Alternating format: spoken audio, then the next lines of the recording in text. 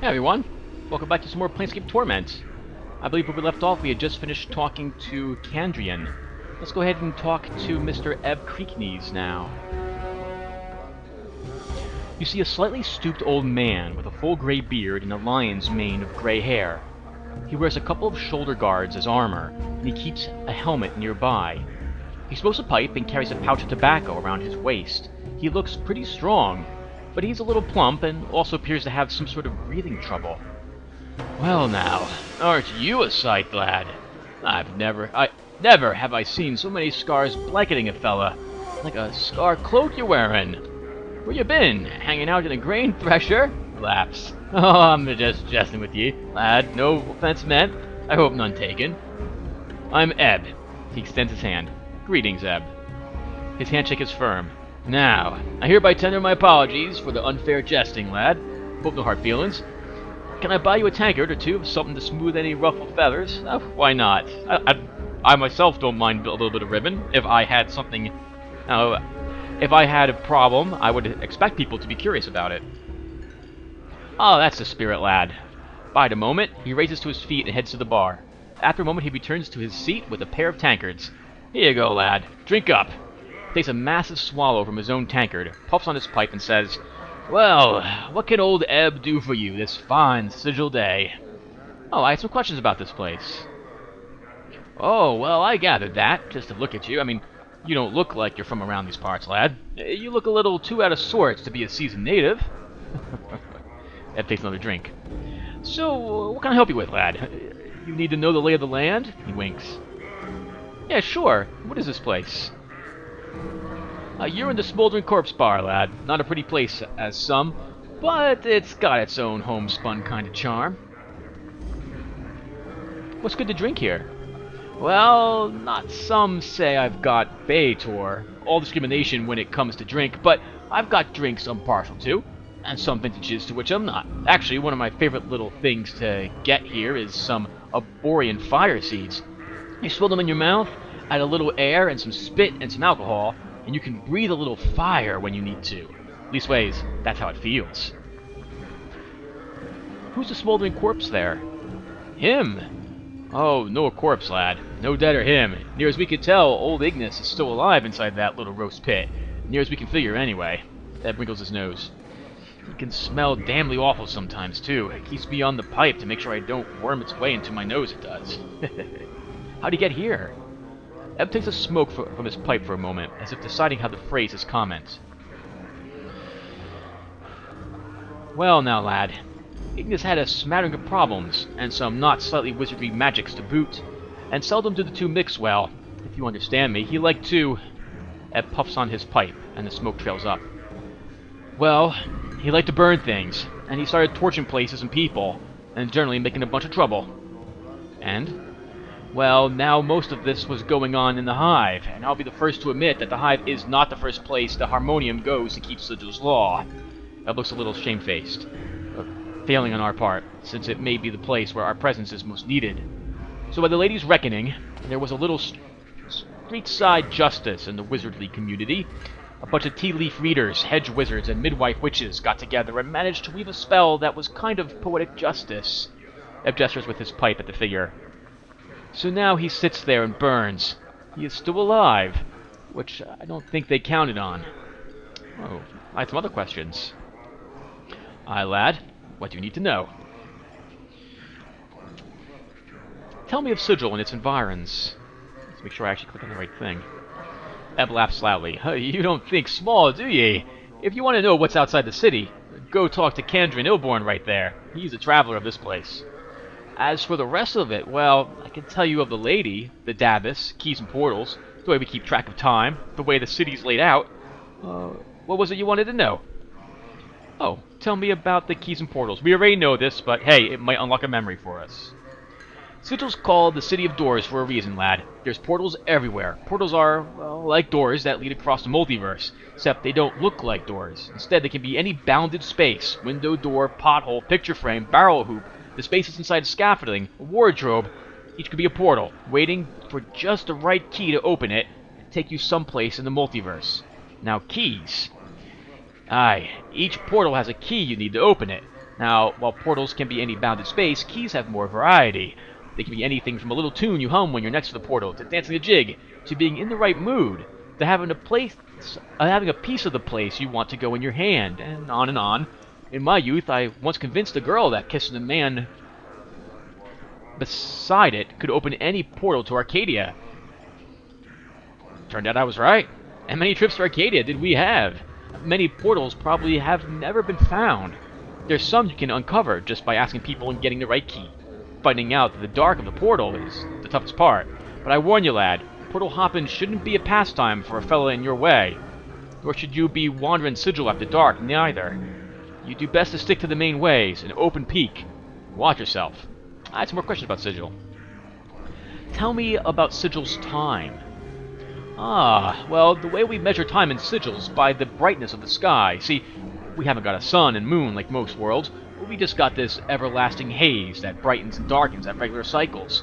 What most folks call midnight, we call anti-peak. What they call noon, we call peak.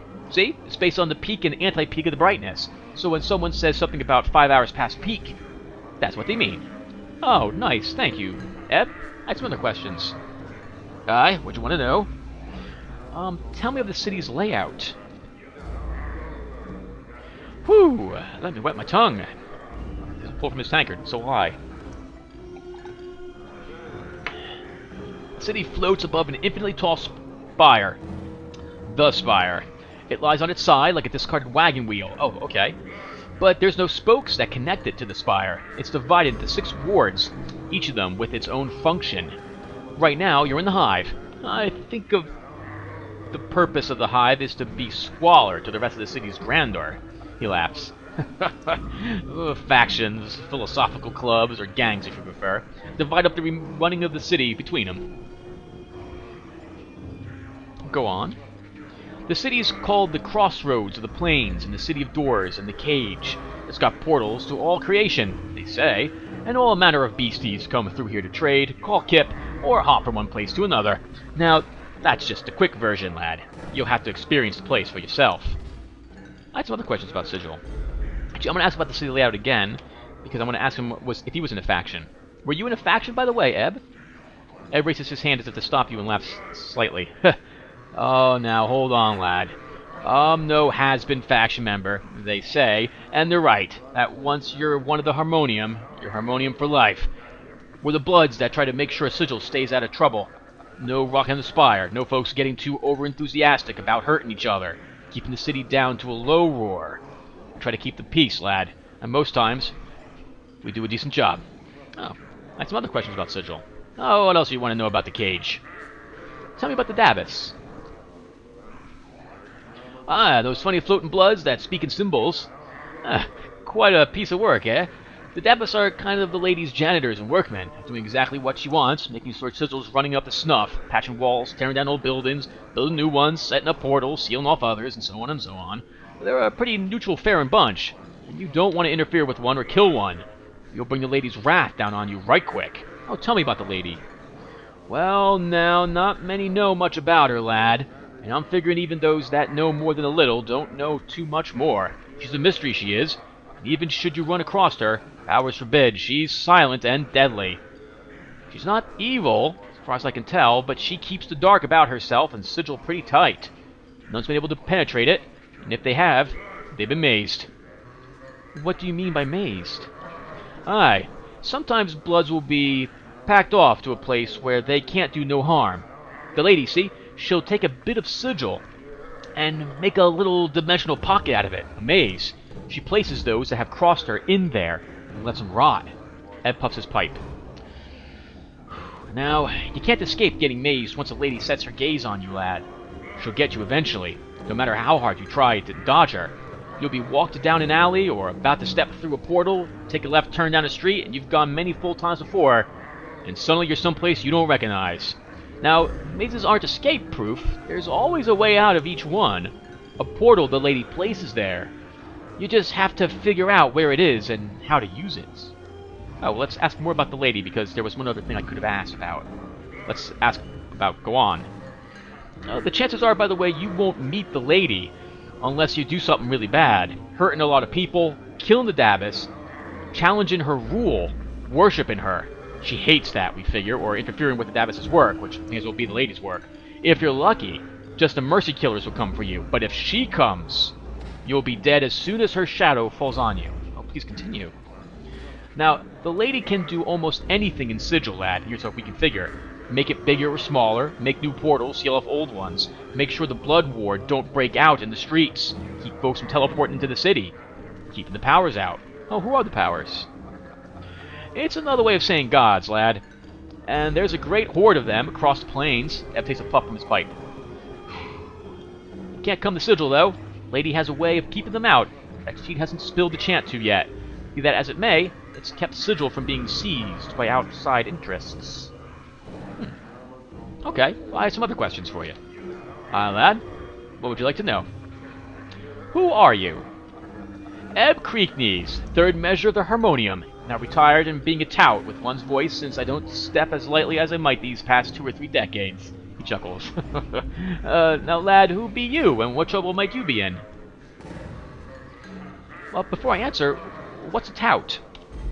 Well, now, it's a good thing you asked about that, because now that you've told me that you're green, and a tout's about the best person the clueless could have to run into in the streets of Sigil, and I'm just a man someone like you is in need of. He takes a drink.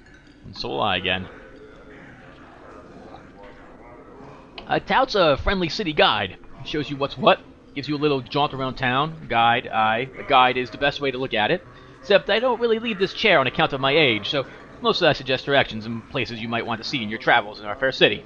Don't cost you a cent. Oh, why is it free? A tout who can't move can't command much of a price, lad. By the powers, 'twould be unfair to charge for just a bag of words. Oh.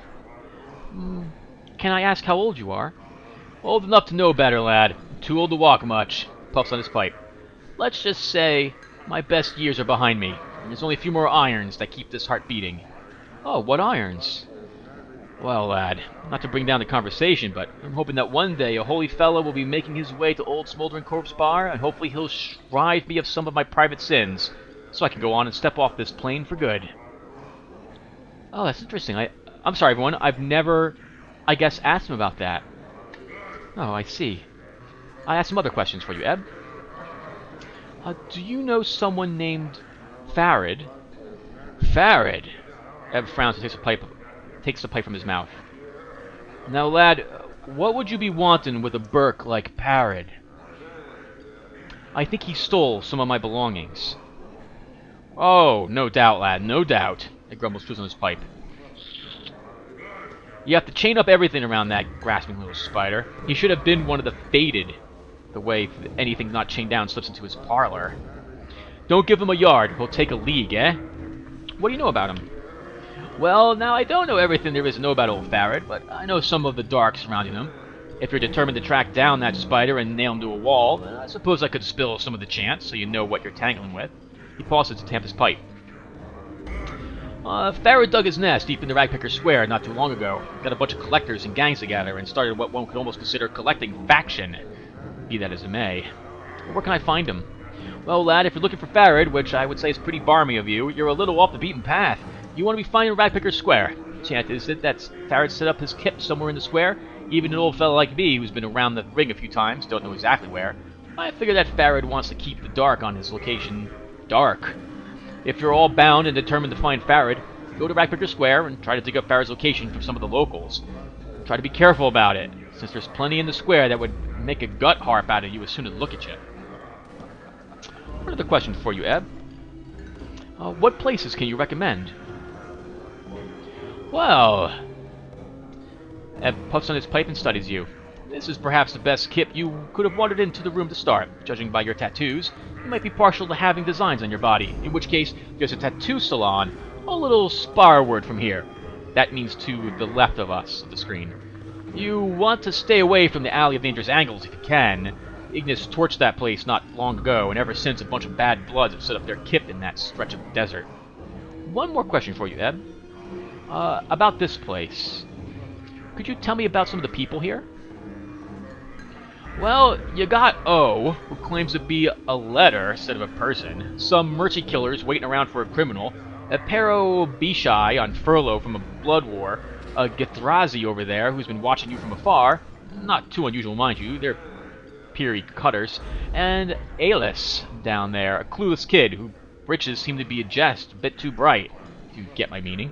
If you're wanting information on the plains, talk to Cadron Nilborn over there. He knows more than most that I know. Okay, thank you very much, Eb.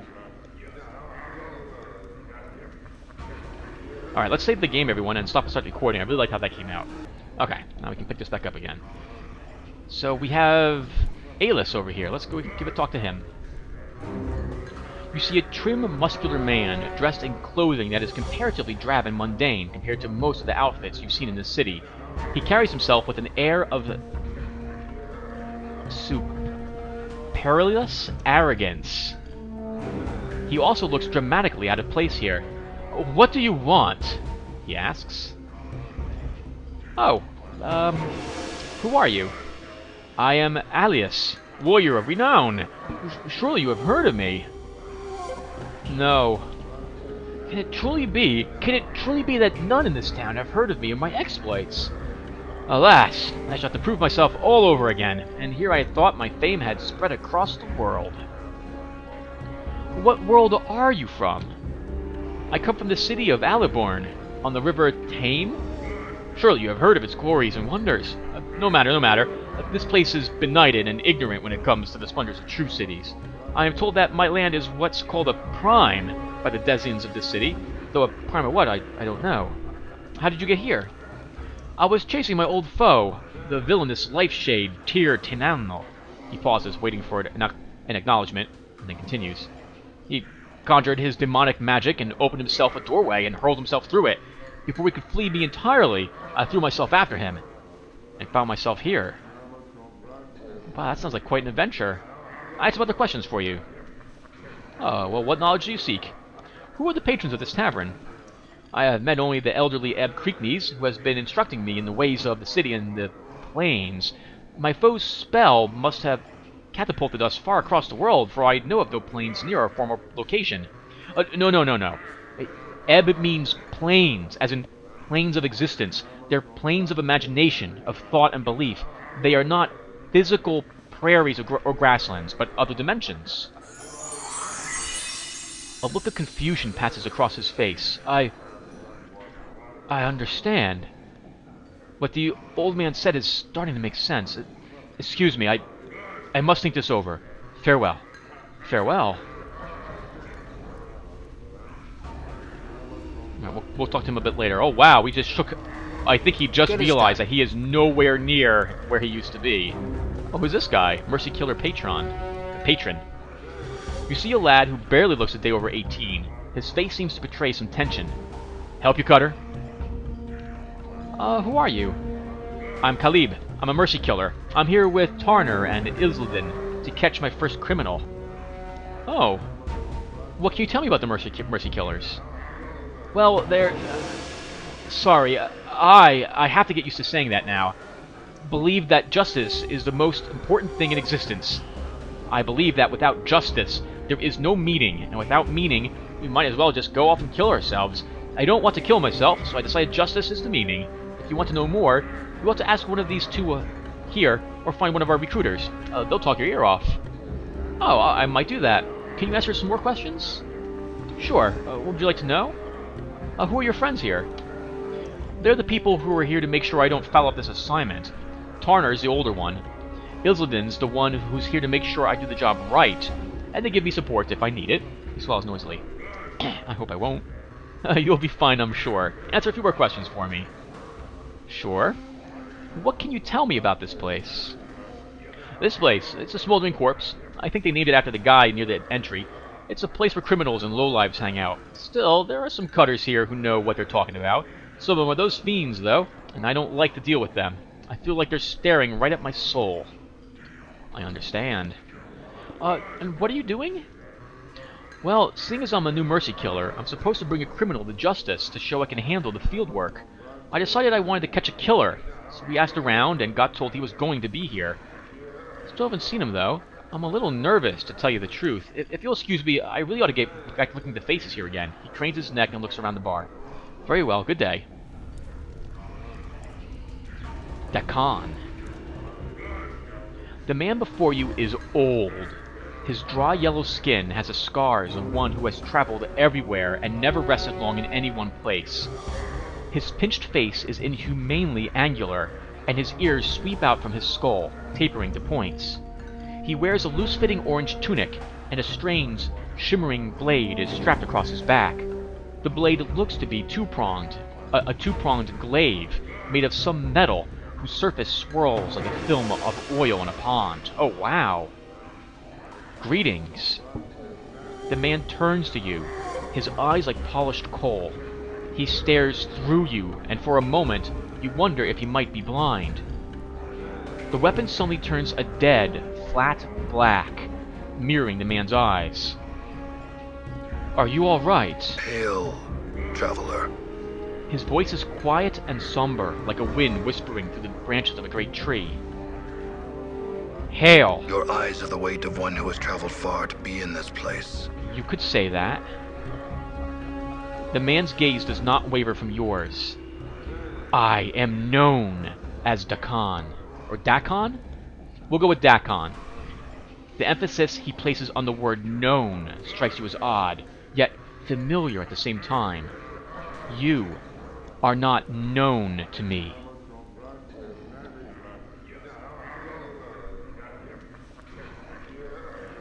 I am a visitor to the city. Dakan is silent for a moment, yet studying you with his coal-black eyes. The plains number many infinities, yet you are here. I would know why you have come to this city. I am looking for answers. I have many questions. Speak your questions. I will hear you.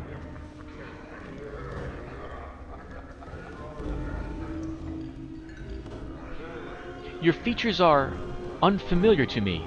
May I ask what race you are? A Githrazi. A Githrazi? A Githzerai. Sorry about that, everyone. A Githzerai. A Githzerai. A Githzerai is one of the people. One of the people. A Githzerai. Yes, but what are the Githzerai exactly? Dakan is silent for a moment, then speaks. Our history does not need to be made known to you. We would bleed to death on Time's blade before I recited a fraction of the histories of our people. I don't need to know your histories, but I would know of your people as they are now. Dakan is silent for a moment. Know this, and accept it as an answer. We are the people who make our home upon the shifting plane of Limbo. With a deft motion, Dakan slips the blade from his back and holds it before him. Let's see what happens. There, we mold the matter of Limbo with our minds. We forge cities with our thoughts. As you watch, a series of rippling waves of metal begin to roil forth from the center of the blade. The pitch and crest of the waves match the inflections in Dakon's voice. It's in its chaos we dwell, with our knowing to preserve us. We are Githzerai. What is that blade you have? It moved, shifted in response to your voice.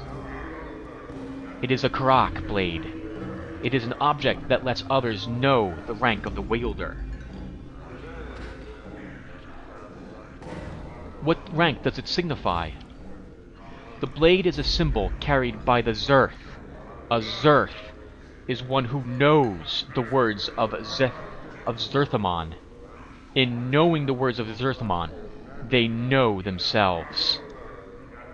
Zerthamon. Zerthamon founded our race. He knew the Githzerai before they knew themselves. He defined the people. He gave them one mind. What is that blade made of again? Dakan falls silent for a moment, as if searching for the correct words. In your tongue, the closest translation is chaos matter. The people may shape it with their thoughts. Shape it with their thoughts. Karak is not shaped by heat, but by knowing oneself. It is a mirror that reflects the will of the wielder on its surface and in its edge. When one knows themselves, the blade is strong, harder, and stronger than steel. When one does not know themselves, the blade is as water, formless and weak. I'm not going to ask if he's going to sell it. That seems like an insult to me. I had some other questions. Speak your questions. I will hear you. You seem to place a special emphasis on knowing. What do you mean? All things, whether structure or flesh, their existence is defined by their knowing of themselves. And if a man does not know himself? When a mind does not know itself, it is flawed. When a mind is flawed, the man is flawed. When a man is flawed, that which he touches is flawed. The Khan pauses. It is said that what a flawed man sees, the hands make broken. Oh, wow. I'll have to remember that next time the next comments I add in my code. I can totally understand that logic. Do you know yourself? The Khan falls silent. His coal-black eyes take on the same distance that you noticed when you first spoke. The Khan, do you know yourself? When the Khan speaks again, his voice has changed. His words echo like a great stone dropped into a chasm. It looks like he is forcing the words from his chest. It is not my will that you know this.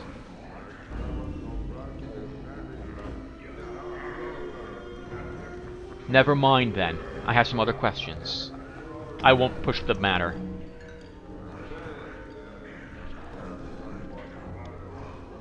Can you tell me about this city? It is known by the name Sigil. Among the people, it is known as a city that does not know itself. It doesn't know itself? What do you mean? The city exists, but it does not know itself. In not knowing itself, its existence is flawed. How is it flawed? The city exists in opposition to itself. It has set itself apart from the planes, yet it seeks to be everywhere at once. Its walls are doors, yet it keeps these doors locked. Such an existence tells of a thing that does not know itself. In not knowing itself, it is flawed. Alright, so I can ask him about, I guess, more about how the place is everywhere, but I already know that because of portals. I know about portals.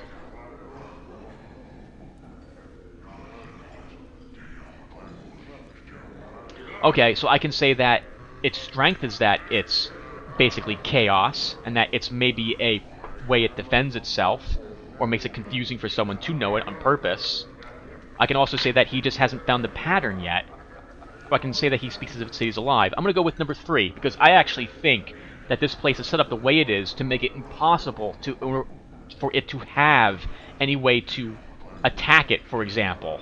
I think it's chaos. It actually is one of its defining features. What if the city is not flawed? A thing does not need to be ordered and have a purpose to know itself. What if these contradictions are strengths that you cannot see? To your question, a question. What if the city is flawed, and you see its contradictions all around you? Oh, he doesn't agree with me, and he's saying, no, I think it is flawed, and that I see all these contradictions everywhere. Alright, so I guess my intelligence is high enough that I can say this. To your question, a question. You claim the city's existence is flawed. You have accepted this rather than explore the possibility that something greater may exist. That suggests you are flawed, and that you do not search for knowledge, but only a convenient answer. The Khan falls silent. There is no knowing the answer to the questions we have asked. Yet the city exists. That is all. Yet I would maintain that we know ourselves by the questions we ask, and the ones we do not. If we cease asking questions, and accept only what we can perceive, then we will cease to know ourselves. Dakon's voice has changed slightly, become heavier. Such words have been spoken before. I have heard them, and know them. Where have you heard them? The words are mine. Once I knew them, and I knew their meaning. I had forgotten them until you spoke. Dakon's gaze travels through you, and his blade stops shimmering, bleeding of all color until it is translucent. There is a moment of silence, then Dakon looks up at you again. I would travel your path with you. I accept. An extra blade would be welcome. Your path is mine. Strangely enough, his voice seems distant and it echoes, as if he was speaking from across a great distance. Very well, let's go. Nice, everyone! We picked up Dakon. Or Dakon. I'm going to murder his name in every way imaginable, and everyone's going to be so mad, and I'm so sorry. And by the time you correct me from watching this part, I'll be like another 50 videos into this series already, but I'll mention it if I'm saying it wrong. Let's go look at Dakon really quick. So here he is. He has the Unbroken Circle of Zerthamon. This small round stone is the Unbroken Circle of Zerthamon. This item is a religious text containing teachings of Zerthamon, the founder of the Githzrai people. The circle is made up of a series of interlocking circles that fold out from one another, depending on which branch the reader wishes to follow in the path of teachings. It is said that some Zerts spend years poring over the combinations of the plates, looking for new significance in the teachings. Dakon seems to use the text as a means of focusing his spellcasting abilities, for he pores over the tablet occasionally, memorizing the words. Whispering Flask. Invokes Aid. Special. +2 to Strength. Usable only by Githzrai. This container holds a peculiar powder called Whispering Motes, loose translation from the Gith expression, a form of healing powder commonly used by the Githzrai on the plains of Limbo. When the stopper is pulled and the spice touched on the skin of a wounded person, the spice travels through the injured person's body, generating raw matter to fill up the holes in his physical form. No matter how small or large, in order for the spice to work, the user must concentrate on its healing effects. With the proper discipline, a practiced Githzrai can even heal the greatest of wounds. In addition to its curative properties, it is also the element in several of their rites of passage. It is believed that the spice also fills in the holes in a person's psyche, removing doubts and giving them focus and purpose. Nice! And his weapon is Dakon's Zerth Blade, Chained Blade. It does 2-9 slashing. It gives him a +1 bonus to his armor class and +1 THAC0. On the Githzarai's home plane of Limbo, solid matter is something of a rarity. Limbo itself is a soupy mass of elements, and only through force of will can the Githzrai shape these elements into stable matter. Githzrai?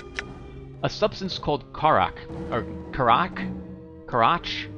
is a material that can be shaped with the mind. You know what's happening, everyone, is that I'm beginning to second guess how I'm saying things, and now I'm going to mispronounce everything. Dakon's blade is composed of this substance. Through mental discipline alone, Dakon maintains the integrity of the blade. He can shape it slightly depending on his skill, adjusting its length, sharpness of the edge. Presumably, as he gains levels, he may be able to manipulate the blade in new ways. It is not known whether all Githzrai Zerth carry such weapons. Certainly a weapon that depends on the integrity of the wielder should be entrusted only to those who have learned to discipline themselves. This blade appears to have special religious significance for Dakon. Dakon has wound a series of parchments around the hilt of the blade. These appear to be mantras dedicated to Zerthamon. Nice. What's up? Endure. In enduring, grow strong. And here he is. He's actually got a pretty decent amount of strength at 17. So he actually has a bonus to hit and damage. He's pretty smart, he's pretty wise, he's agile, healthy, and pretty charismatic despite his old age. His alignment is also lawful neutral. He has an armor class of 2 and 33 hit points. He is a dual class, so he can both cast spells and fight reasonably well. This gives me an excuse to quickly show spell casting with him. So where is his spell book? The spells you currently know are over here. The spells you have access to are over on this side. As you see, when you change spell levels, it will change the spells as indicated on this side. In this case, Dakan knows Submergence of Will, and he knows Reign of Anger. I'll go ahead and look at these off... Oh, I guess we'll look at these really quick. Actually, no. This is tutorial stuff. I'll look at these off screen, and I'll quickly sum them up later. Mostly, he comprises of buffs. He's got a reflection where if he's struck, he'll reflect the damage back to the enemy. He has an ability which basically is like Magic Missile. It will launch attacks at enemy, I think.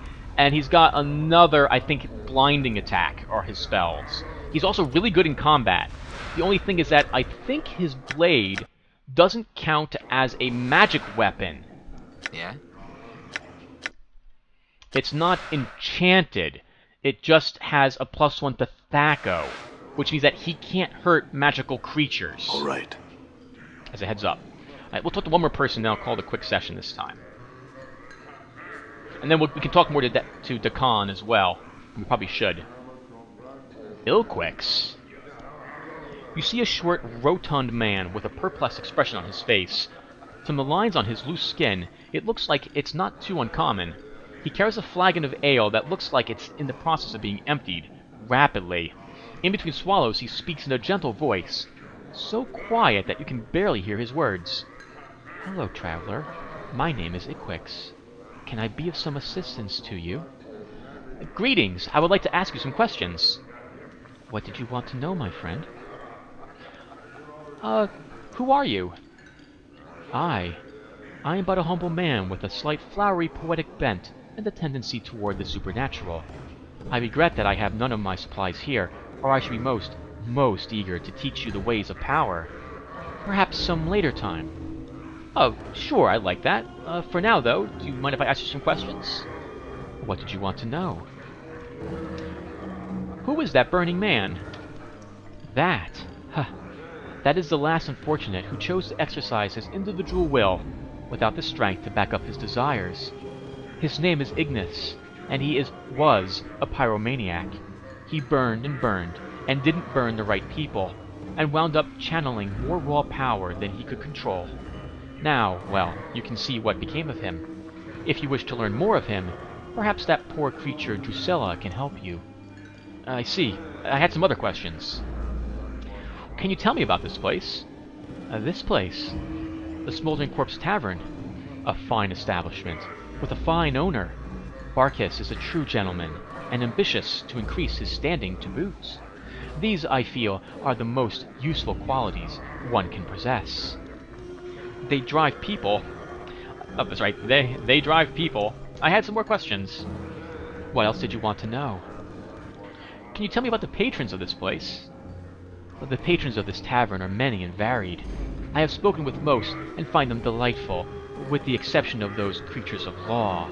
He gestures toward the pair of Abishai sitting in the corner. They taint the air with their presence, lending an unwholesome stench to an otherwise pleasant environment.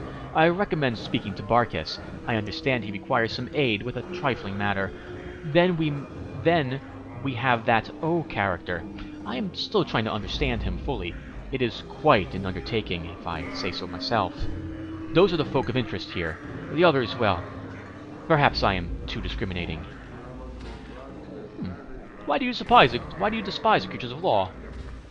Ah, a fine question, my friend. My upbringing has been on the chaotic side of the Great Ring.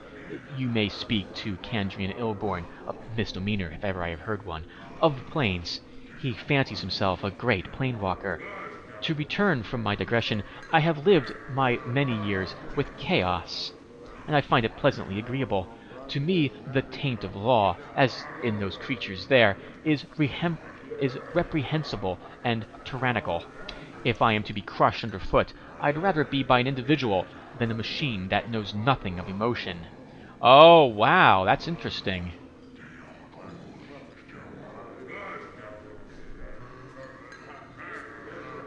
Yeah, I think I very much agree with that. Ilquick smiles toothfully, his fat cheeks barely moving. To each his own, I say. Do you have more questions? Yes. What else would you like to know? Oh, actually, I don't have any more questions. Nothing else I can ask him. Nothing. Farewell. Done. I guess we'll talk to the shopkeep owner, too.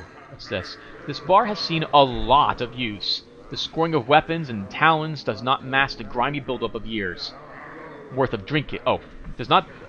Wow. Does not mask the grimy buildup of years worth of drinks that encrusts the surface of this bar. Oh my god, I can't read at the moment. Alright, one more conversation with the bar owner, I suppose. Oh, we're going around the bar to talk to him. You see a leather-skinned man with just a hint of ashen color to his face. His teeth seem sharper than normal, and his eyes are filled with boredom that comes with having seen too much. His voice is nasal and clipped. You again, eh? What do you want this time? You again? What do you mean? Yeah, you again. You got a hearing problem or something now. You was in here about 15 years ago, got all bubbed up, smashed up the place, and left a pile of coin that wasn't enough to pay for the damages.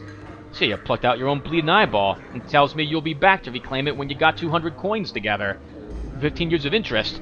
I'd say you've got about 500 coins. You got the jink, pal, I got your eye. 500? That's ridiculous.